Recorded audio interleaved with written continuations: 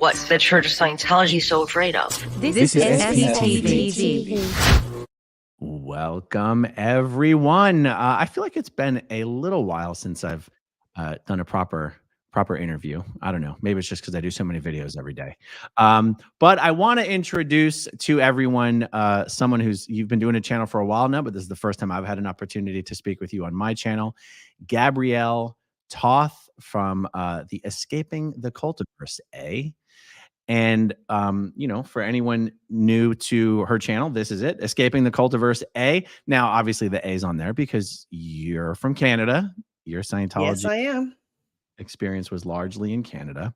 And so I encourage everyone watching to go check out her channel and subscribe over there. I'd like to do a series of chats with you about various things about your experience personally and aspects of Scientology in general. For today, let's plan on doing a chat for about an hour. Yeah. And, we did chat yesterday and the day before about how we want to approach the discussion. I said I was trying to stay away from doing like a sit down, let's start from the beginning sort of life story chat. And, but even though we've sort of had a pre-discussion about, how we could structure our conversation, let me just throw it to you and you start wherever you feel is most appropriate to start for your story. Okay.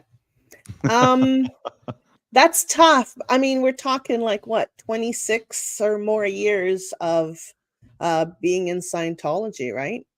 So let's start here. Were you brought into Scientology by your parents, or and if not, when did you join? How did that happen? So it was around 1988, and my sister and brother-in-law were already dabbling, doing some basic courses. And they were introduced by a band member. My brother-in-law used to be he's a musician. And his buddy, Peter, introduced him to Scientology. Larry's background is dabbling in kind of culty things. He was an est prior to that. So he's kind of like one of those guys that was always searching for something. So anyways, I had like a relationship breakup, and that's kind of when he swooped in to, do the introduction to Scientology. And so I signed up I did a couple of Div 6 courses. That was around 1988. And then I ended up joining day staff. I actually quit my job at a bank and I joined staff. And about 6 months later, I was in Los Angeles training on the organization executive briefing course and the flag executive briefing course. That was the lineup. That was one of the old ones. And that was still in LA. I think a lot of people wonder, how does someone like get into Scientology? What is it at the lower levels, or what is it about the lower levels that kind of gets people interested and keeps them coming back for more? Do you remember what that was for you at that time when you first got in? Yeah, I was doing a 9 to 5 kind of thing, and I was probably 20-ish, 22, and it just wasn't enough for me. And then the breakup really sort of opened my eyes up to the fact that I really don't know anything about relationships or about life. And the Scientology was introduced to me in such a way that it was going to give me the tools to handle life better. And, I wanted that. So, yeah, it was more like a self-help kind of idea.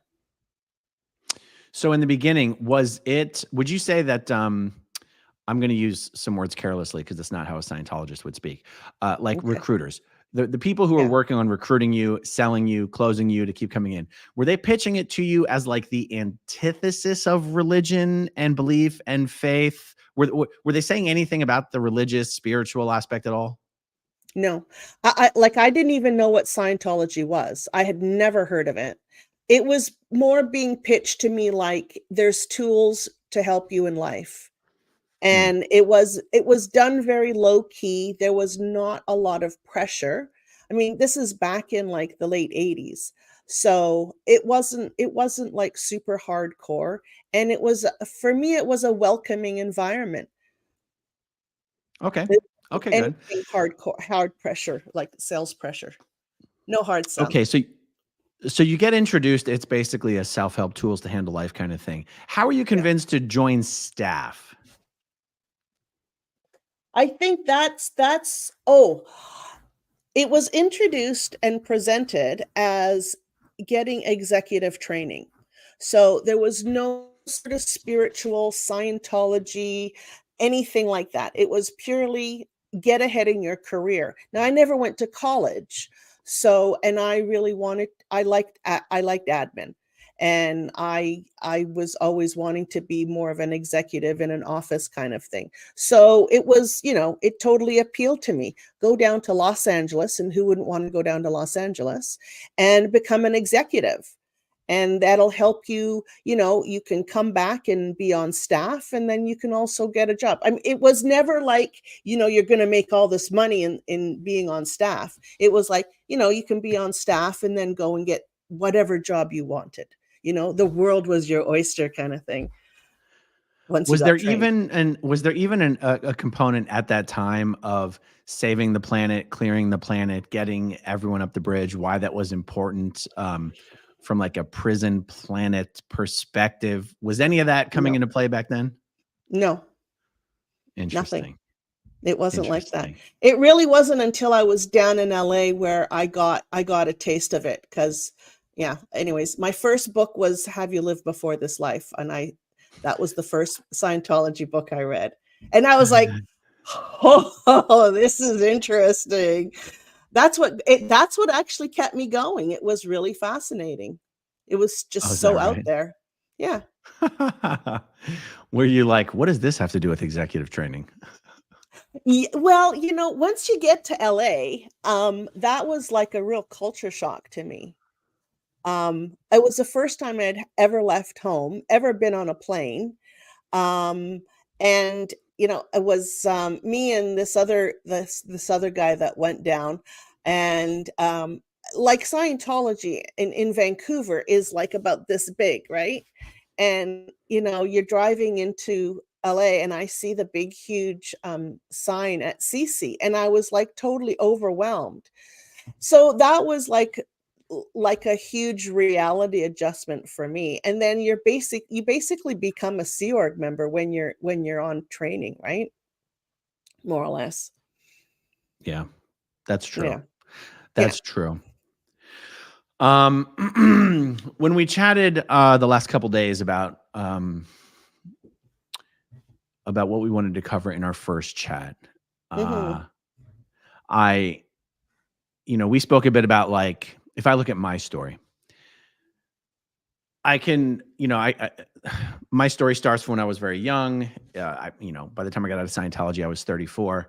But if I take like a a high level view of my story, for me, one of the most compelling or um, the parts of my story that I find most outrageous is the way Scientology pretty much went out of its way to destroy my family, to destroy my wife's family after having both of us having grown up in it and worked for them for the majority of our life. And I asked, and when I mentioned that, you mentioned that that is a major component of your story as well, of a family being destroyed.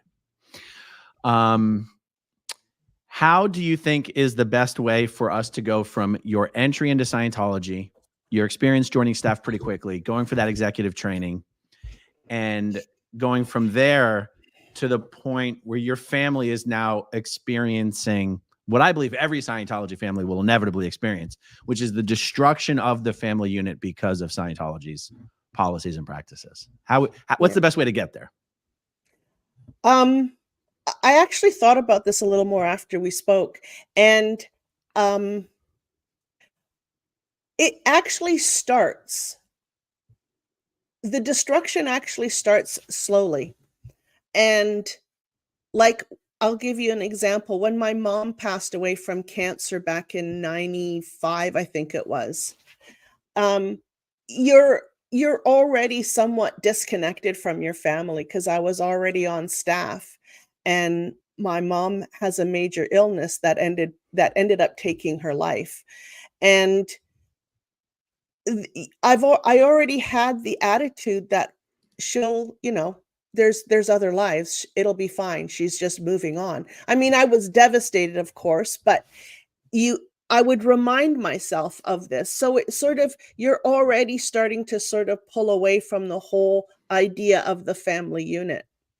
And of course, when you're so busy in Scientology, you don't have any time to see your family, hardly any. So it's a slow progression.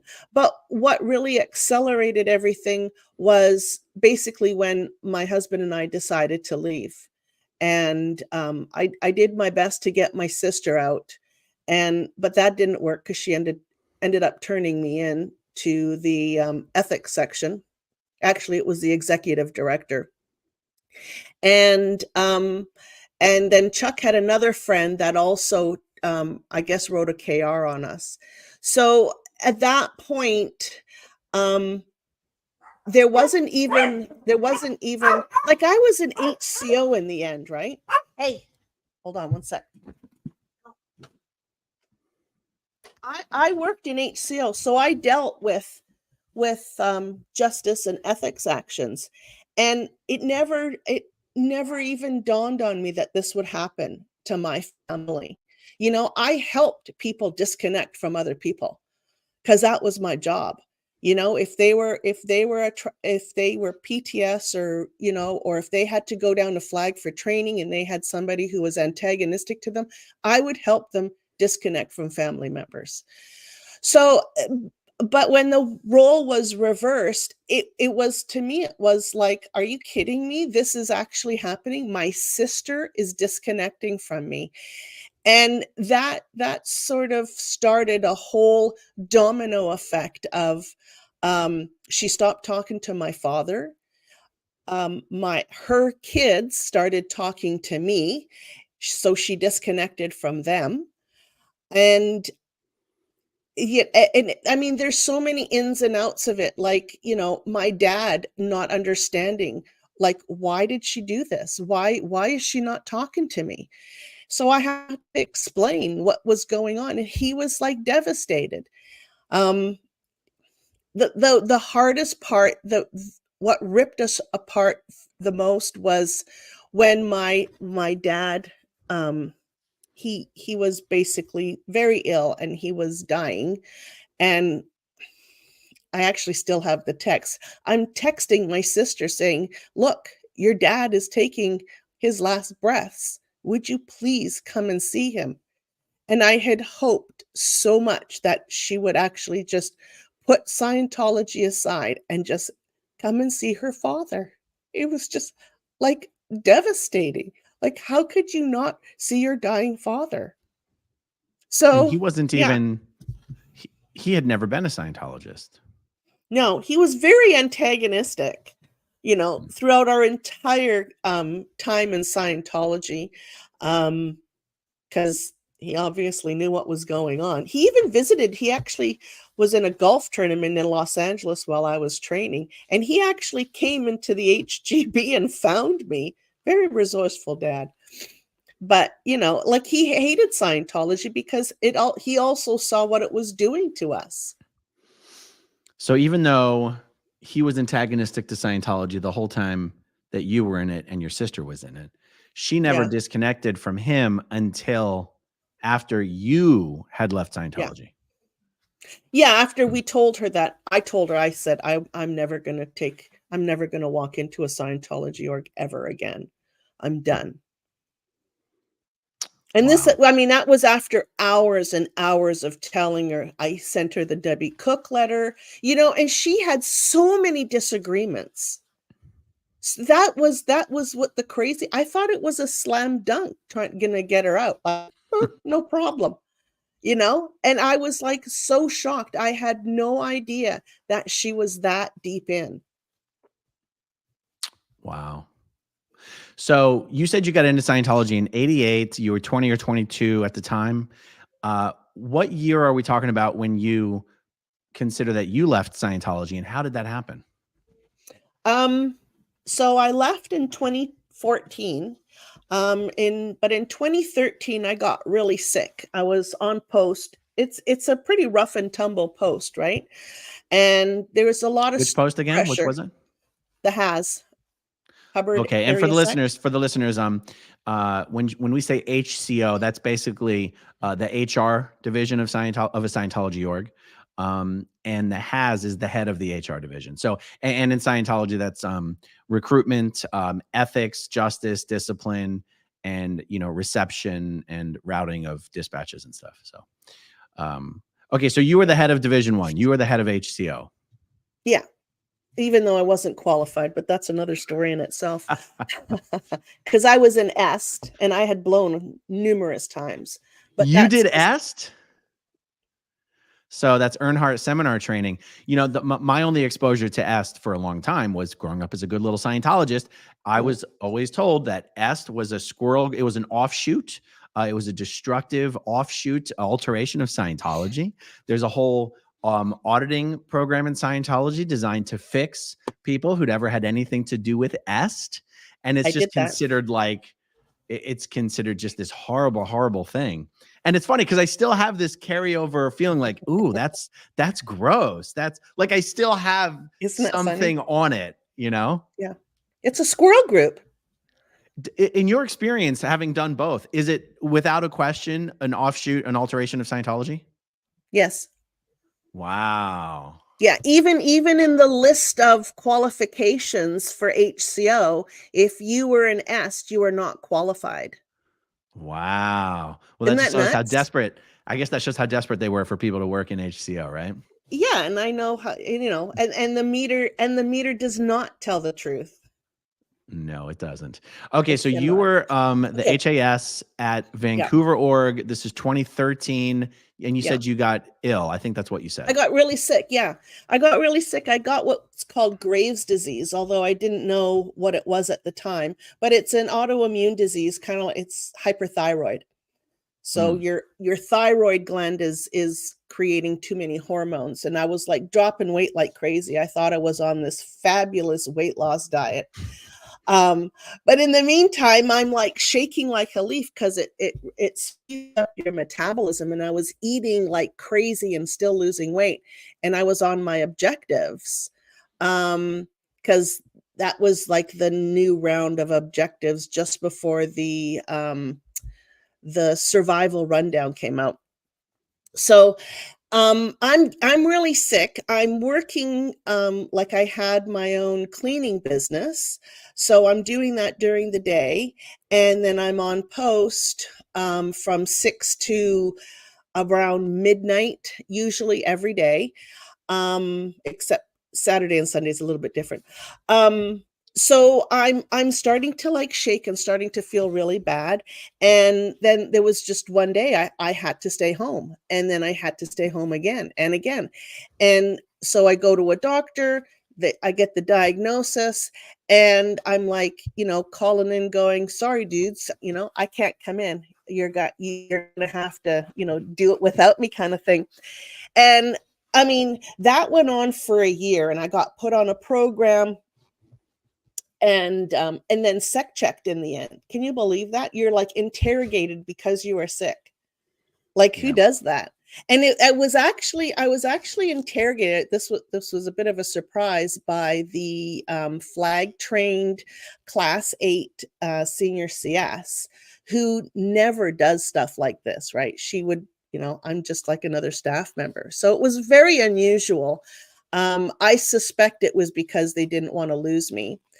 But at the same time, what was happening was my husband, he was sort of drifting off, and there was like rumors that he was, what was that, like disaffected with management, and he didn't want to come to events. So there's this other stuff happening in the background, and I'm actually being encouraged to leave my husband because he's not on board, and I should be there full time, yada yada yada. So I get sick. I'm at home. I'm not coming in. They're trying to do all these things to help me, and nothing is really changing. I slowly change my own diet, I start to get better, but not enough to go in. And I just slowly drift away. What really did it? So Yeah. so when you say Mhm. drift away, at this point, you're not just talking about mentally, but like they actually let you continue not go into post? Yes. Because I told them Wow. I couldn't do it. Like, I would cry the blues because like we donated tons of money to the Ideal org. My husband did another stint at Flag, where he was decleared and all that other crap. That was like 20 grand, and we're giving money to the Ideal org. It was like it's insane. It's like donation after donation. Even when you're a staff member, you're expected to do that. You're like given special privilege as a staff member when you're donating. You get to sit in the front seat. They did this whole status thing, right?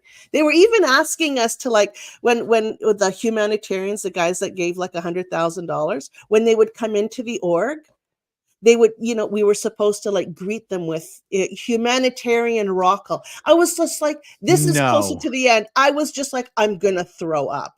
Like, seriously. But that's Oh, what it became, right? It's like that's who you're known for, is how much money you donate. for those watching, humanitarian is the status they give you, like a plaque when you donate $100,000 to one of these new Scientology buildings. It's your status is humanitarian. Yeah. They actually wanted you to greet them as like Your Excellency, humanitarian Yeah. Hillary Yes. Rockel. Wow. Yeah, so it was getting really stupid. So I'm at home, and then I tell you, this was a bit of a turning point for me.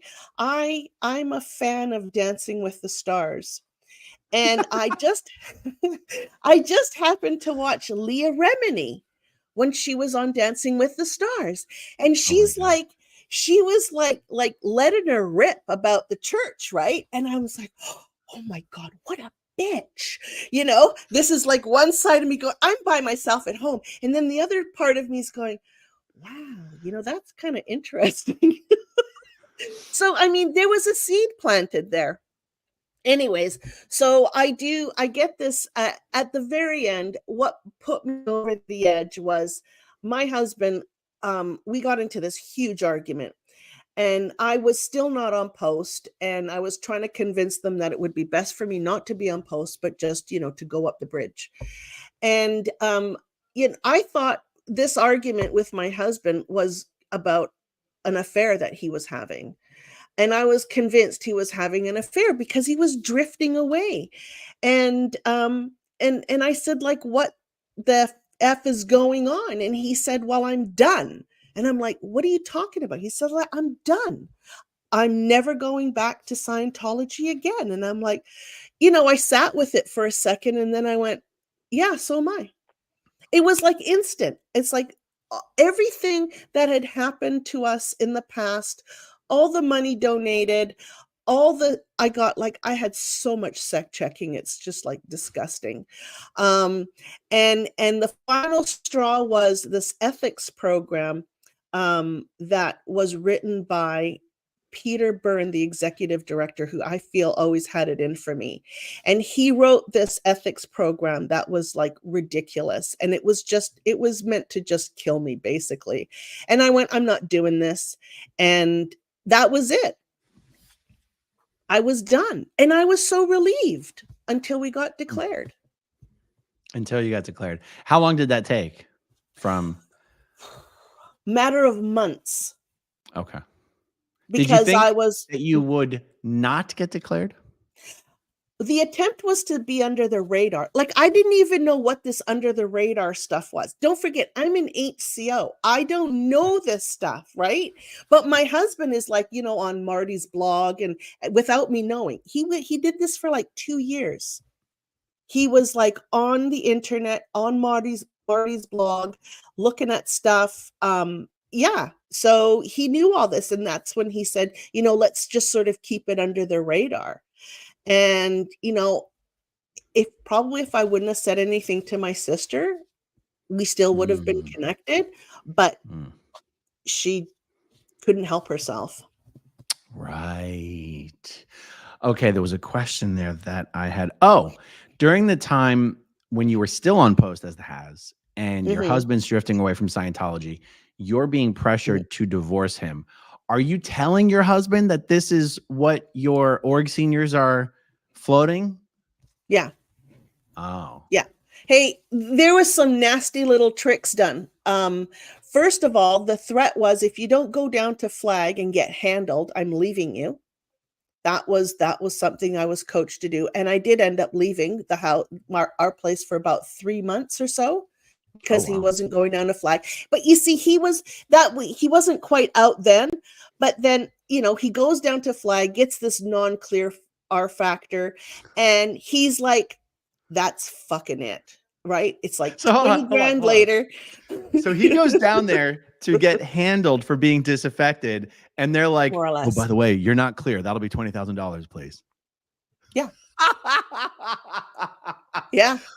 They do it to themselves, I Gabrielle. They know. do I it to know. I themselves. know.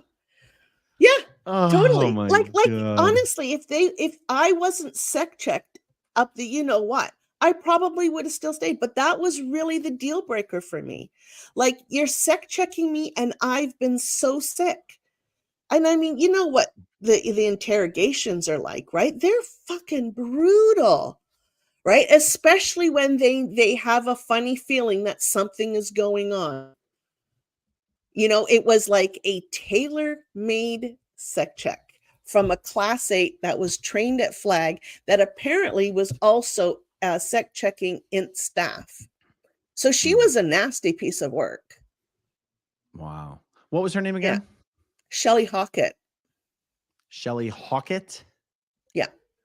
Hmm. Okay, so God, it's just amazing. Some of these things I that they know. do, just the more time and distance you get from Scientology, the more absurd it seems. It's amazing that it ever seemed normal, right? Like, Oh, I you're know. trying to fix your disaffected husband by doing things that are only going to make it worse. His wife Yeah. threatening to divorce him, deattesting him from clear and demanding he pay for the auditing needed to get back. Like, how can they think this is going to work either for the individuals or for the organization? Like, how can anyone think that? Right. And he was like, he was a total opinion leader in the field. Really? He was one of the better FSMs in the field. And Wow. so, yeah, I mean, God, poor guy, he did OT5 like 3 times. He just couldn't get enough, right? They just couldn't get rid of those body thetans. No. No. If there's like a succinct answer to this question, what is it like? Your husband had all the Scientology cred in the world. What is it that made him go, yeah, I'm not, this isn't it anymore? I don't think it was just one thing, but I think the major factor was the Ideal Org project. Mm, Because I mean, he was on staff for many years back in the 70s, late 80s. And I mean, he was a Scientologist for 40 years. So he's like one of those old timers, right? yeah. And he just saw the evolution of, of Scientology just starting to turn into just a money grabbing, you know, scam, basically. Does he remember what I'm describing as what someone before my generation, I'm assuming, would describe as the good old days when Scientology orgs were actually full and it was actually Oh, expanding? yeah. Like, does he remember those days? Yes, he was part of those days. Wow. Yeah, he was. I mean, he was the DSEMSEC, and he had 12 staff in his division. He recruited them all. Like, Wow. that's like unheard of. Just one division, 12 staff. Yeah. Yeah, and everybody was going up the bridge too. Wow. What we're talking about right here, in my opinion, is why the few Scientologists that are left, which sometimes I say it's 30,000 on it, it's probably closer to 15 or Mm. 20 or something like that. They're going to be the hardest ones or the hardest ones to ever get to leave, because the ones who already have the knowledge of the experience of when Scientology was actually growing, those are the guys who've left because they've Yeah. seen what's happening. They've seen that it's dead. They've seen Scientology has changed so much. It's become this abusive, tyrannical fundraising organization. Whereas Yeah. even if you don't believe anything Ron Hubbard ever said, it used to be something completely different. Mm-hmm. But the people who know that have already left. Yeah, pretty much. The people who are comfortable seeing what Miscavige is doing and going, oh, I can't support this. Those guys are gone. And the people who were there, well, I don't know. I don't want to speak for those people, but anyhow. Okay, so your husband, it was essentially the Ideal Org scam that made him go. Does he still believe in Scientology at all? No. Right. No. Then we went through a phase on that one. That's another story for another day. Oh, that would be an interesting story for another day. Let's The definitely do independent that. field. Yeah. Yes, let's talk about that another time. By the way, is this something your husband would ever be interested in chatting about as well? He's not as outgoing as I am, but we'll see. I've been trying to get him on my channel. I said, will you come on if I get 1,000 subs, honey? He said, I'll think about it. Okay, so I'm curious. You were still a dedicated staff member during this Ideal Org program.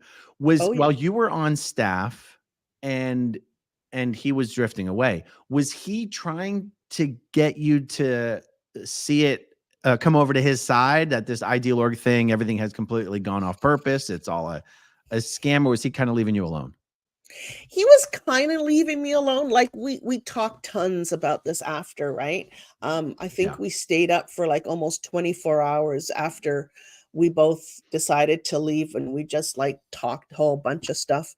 But it was now I forgot the question. What did you ask? Oh, was he basically trying while you were on staff and he was off staff? Yeah. No, he was not. He was afraid to. Like, I was scary. I was a scary HCO staff member, you know? It's like I played the role, right? Hey, I even summoned him in for an ethics interview on the meter. You know, it's like the shit you do to be a good staff member, right? Dedicated. Wow. So, yeah, I was honestly trying amazing my best. The marriage even lasted. Sorry. I tell you, yeah. You know, there's a woman, I'm sure you heard of her. Her name is Yanya Lalich. And she's written some books about cults and stuff like that. And I spoke to her a while back when I was doing some webinar courses on how to understand cults and crap like that. And she told me it is very rare for a cult, like a married couple that got married in a cult, to stay together after they leave. It's like, it's tough.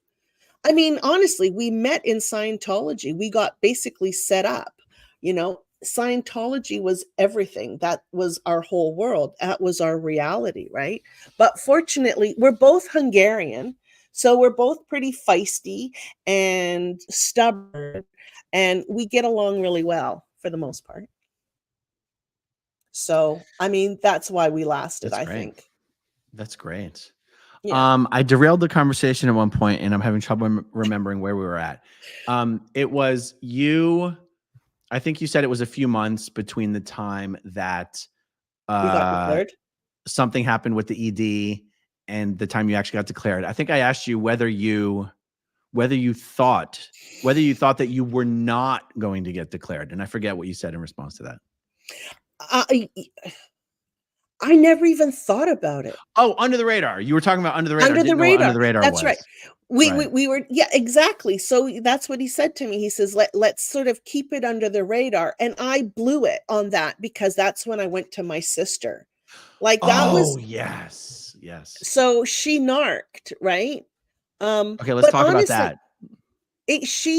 I don't know. Like we talked on the phone for a good 2 hours, and I just like poured out my face off to her about the Debbie Cook letter and Miscavige beatings and everything that I could like absorb from the internet. I stayed up pretty late doing this stuff, and then I just imparted all that information to her, and she, she had agreements. I said, I was like, look at the org, it's not expanding, right? Yeah. Look at what's happening. It's like, Anita, how much, that's her name, she's passed away now. How much more money can we give? It's like they were cannibalizing the field. Nobody was giving money for services anymore. It was all going to either to IAS or Ideal Org. It's like, so what are these regis supposed to do? Like, who get beaten upside the head so badly because they're not, regging enough money for services. But it just fell on deaf ears, and she went and turned me in, and we were close. Like, we were really close, like, wow. That was the shock of a lifetime, I think. Such betrayal. Complete betrayal. Wow. Yeah. Well, I'll tell you what, I wanted to tell the viewers real quick that the Debbie Cook email, Debbie Cook is someone who at one time was one of the most respected executives in Scientology. She left the Sea Org, but was still in Scientology, was sort of being nice and playing by the rules for a few years. And then on January 1st, 2012, she sent an email out to basically every Scientologist in the world saying, David Miscavige has taken the Church of Scientology off of its purpose, and he's violated what L. Ron Hubbard said should be doing. And she basically said, stop supporting David Miscavige, go back to doing real Scientology. And this was a huge deal when it occurred. Yeah. And by the way, you mentioned, forwarding or talking to your sister about Debbie Cook's email. My mom did something similar, talking to other Scientologists about that email. And that's what got my mom declared a suppressive person and kicked out of Scientology. Yeah. I mean, so it could have been a combination. In some ways, that's what got you kicked out, is talking to your sister about it, right? Yeah. Yeah. I mean, I didn't stop for like 2 hours straight. It was just like everything under the sun, moon, and stars that I could think of all the nonsense that was going on. What was very shocking was the abortions and stuff like that. That was like, that one was tough, and beatings. I mean, there was a lot of arguing, yelling, and stuff like that in the org. But not I mean, so some of that sort of trickled down, and so that wasn't unusual. I mean, the beatings obviously were, but the yelling and that kind of stuff. I mean, that was commonplace, right? Verbal abuse, degrading the person, gaslighting, that happened on an hourly basis. But yeah, and she knew that, she agreed, she saw all of this, but it didn't matter because she was, she had done the PTSSP course 3 times. So I guess, it was the right thing to do. And the other part of it is, there's probably some competition there, maybe some sibling issues. I don't know. But to turn your sister in like that on a dime, like, I mean, she didn't even hardly hesitated. It wasn't like a week passed or anything like that. This was days. Wow. Right. Was she also a staff member? Yep. She was the What PES. Was her post, do you remember? Oh, Public exec sec. So she was responsible for bringing new people into Scientology. Yeah. Was she your older sister? Yeah, she was 7 years older than I was. So at the end of that conversation, did you feel like you had made headway with her, or did you know she was going to turn you in?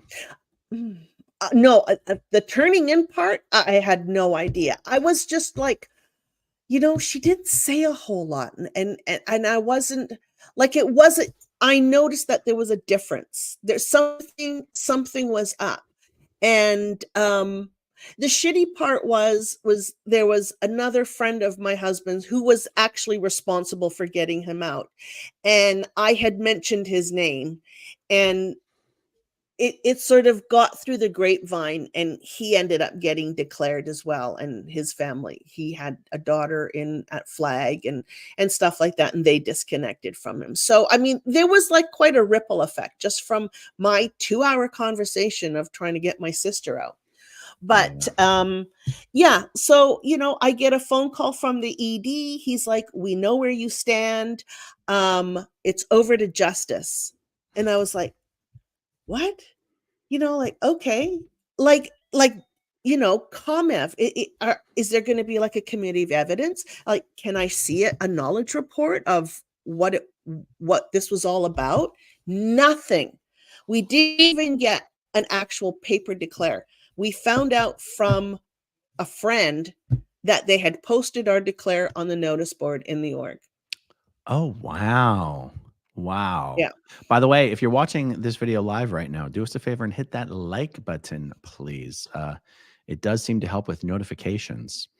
I can't help but tell you a quick anecdote just because I want people to understand how similar these experiences are, where I had a good friend who lived down here in Clearwater near me. We were good friends back from the Philadelphia org days. His name's Yves Martin, Canadian guy, Yves, Y-V-E-S. I believe he grew up in Quebec, if I'm not mistaken. Him and his wife, Brenda Martin, still live near me. Our kids were friends. We were friends.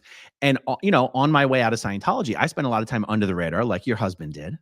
And one of the things that happened at the tail end was me and Yves would have these big, long, heartfelt chats / debates about everything in Debbie Cook's email and the Tampa Bay Times and all this stuff. And I thought we were making headway, like, right.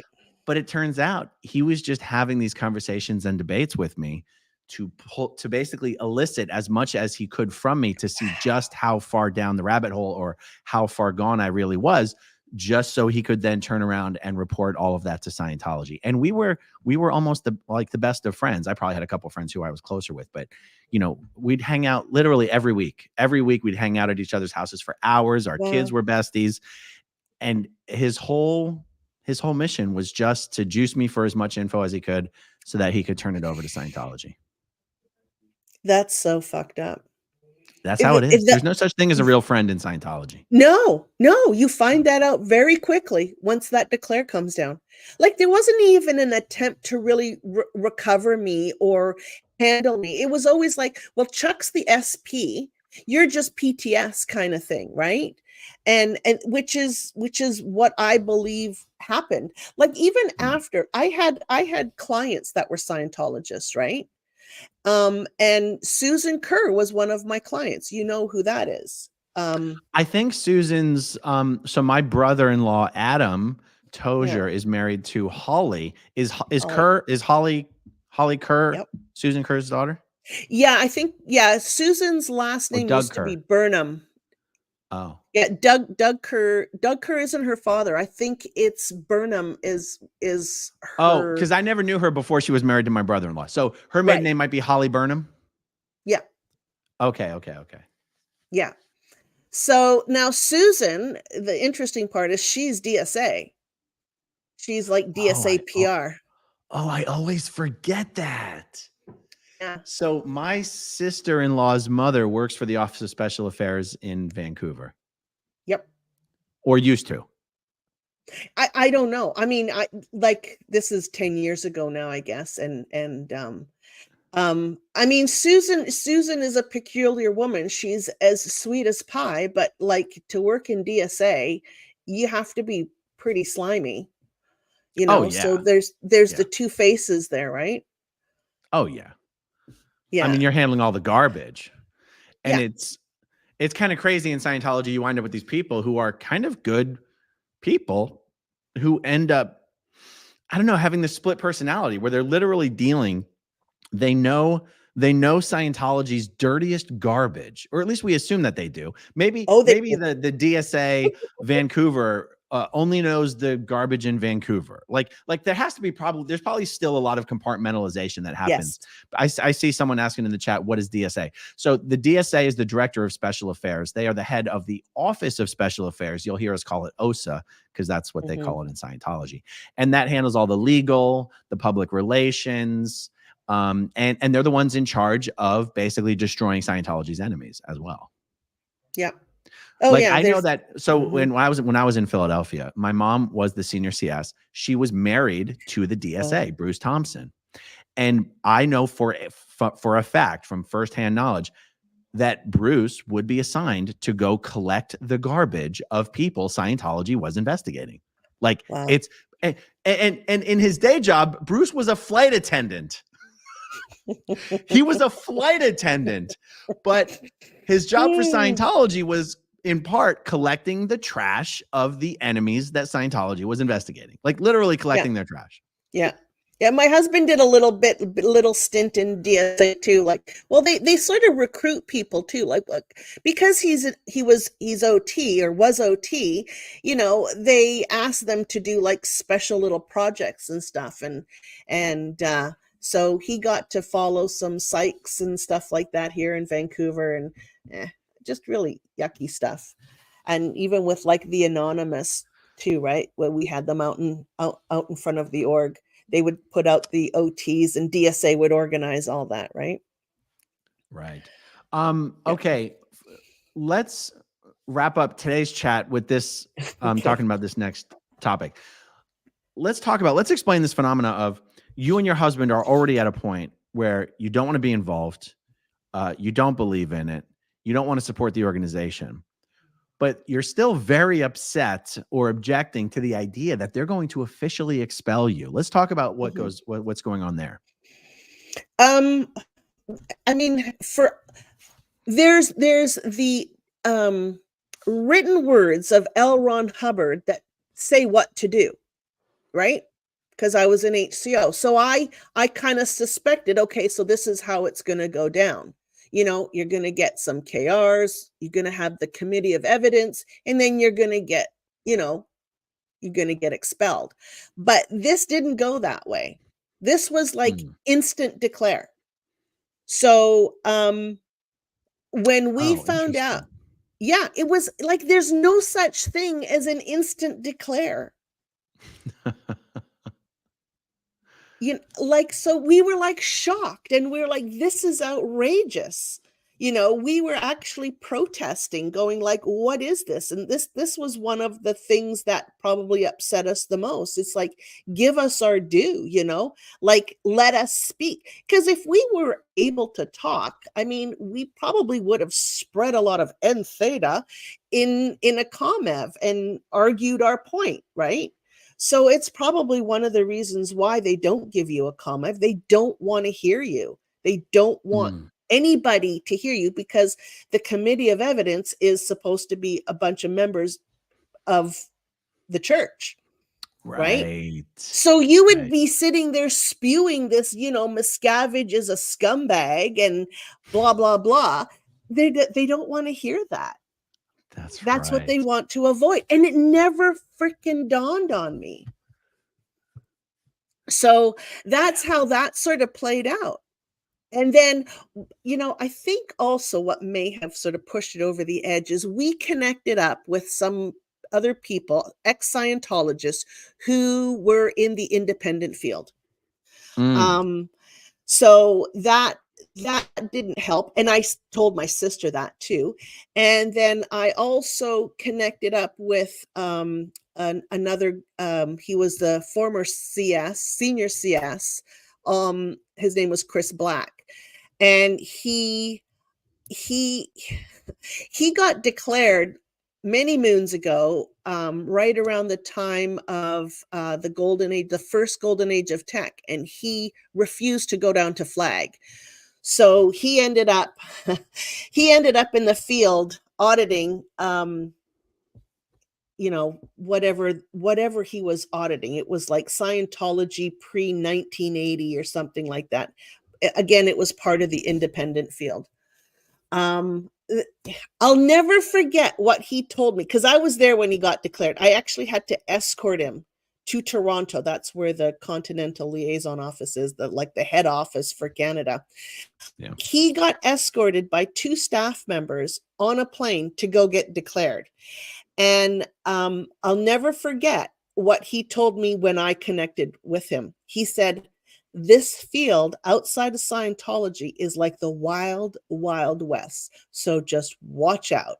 And it was nuts. Like there's so many things going on in the field, so many independents doing this kind of Scientology or that kind of offshoot or calling it whatever they call it. So it was, like when you get out, it's like your head's kind of spinning because you've had the rug pulled out from under you. Everything that you thought was true is not true. It's all a lie, pretty much. And now you're left with, oh, well, should I go into the independent fields? Should I still get Scientology? Because, Scientology, the tech is still okay, isn't it? And then there's this process that you go through to figure out, no, it's all bullshit. I was going to say, doesn't yeah. it seem like the independent Scientology field is shrinking just as fast as regular Scientology? I don't know. Honestly, Yeah. I don't know. It was just really strange to me that they were just kind of, it wasn't structured, and there was different groups, and it was just really weird. Like I didn't feel comfortable because I was so used to just Scientology. Yeah, I never had anything to do with the independent field, but my mom did. Because my mom was one of those flag trained Golden Age of Tech Class 6 case supervisors. And the thing is, I never had, I barely wanted to do Scientology when I was in Scientology. I sure as shit wasn't going to now do it when I was out of Scientology. Right. But I would at least hear about it. I would hear of people. I would hear of things going on. My mom would have people she was auditing, outside of Scientology. And then I just stopped hearing anything about it.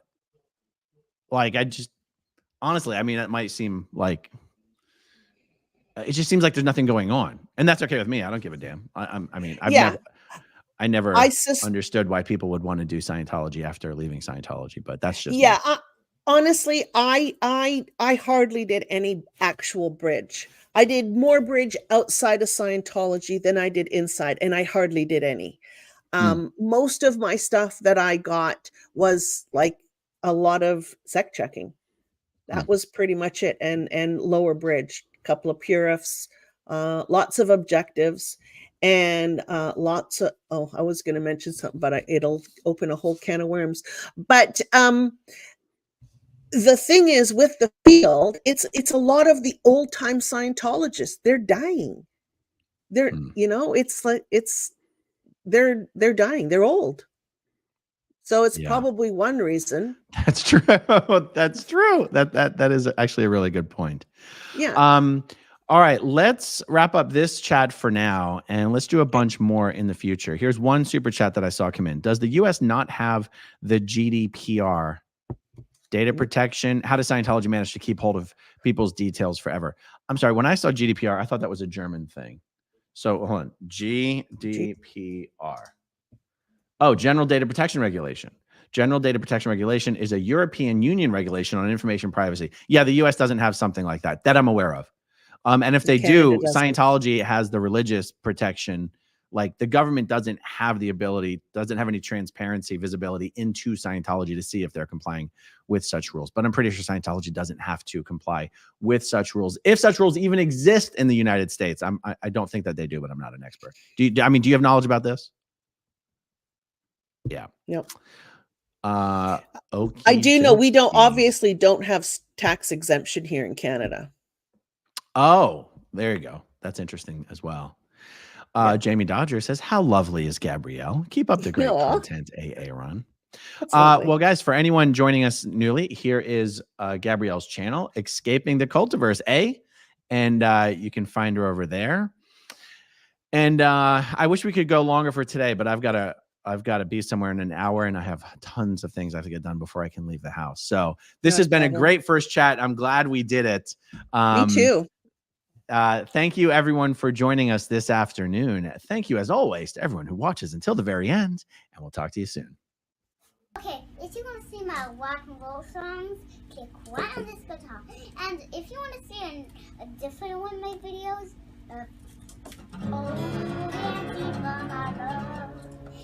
then you could click right inside here. If you have subscribed or not, subscribe right here.